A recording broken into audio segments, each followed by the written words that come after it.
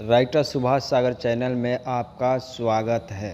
एक नया मैटर लेके आए हैं। बियाह मोर करा दे माई, चाही दुल्हन काजल रगवानी। तो चलते हैं हम अपने मुखड़े की तरफ। रोज रोज गिरता रे देहिया से पानी, होता जियान माई हमर जवानी। रोज रोज गिरता रे देहिया से पानी, होता जियान माई हमर जवानी।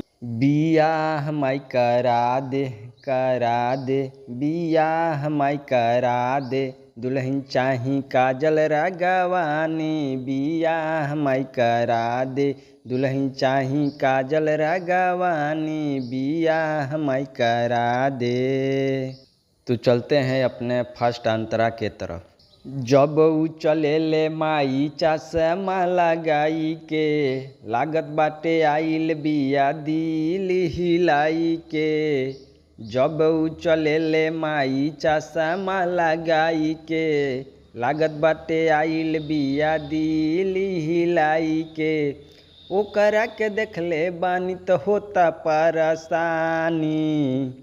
बियाह माई करा दे बियाह माई करा दे, दुल्हन चाही काजल रगवानी। बियाह माई करा दे, दुल्हन चाही काजल रगवानी। बियाह माई करा दे। तो चलते हैं हम अपने सेकंड अंतरा के तरफ। पातर पातर बाटे माई ओ कर कमरिया, हवा में उड़ेला खुलल ओकर केसिया। पातर पातर बाटे माई पातर पातर बाटे माई ओ कर कमरिया, हवा में उड़ेला खुलल ओकर केसिया। हमरा त इहे चाही बाटे चेहरा नूरानी।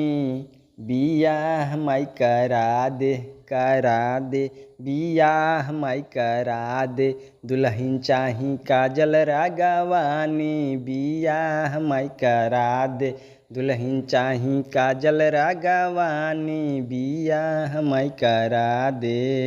फुल एंड फ्री ये सॉन्ग है। आप लोग लाइक कमेंट शेयर सब्सक्राइब ज़रूर कीजिए।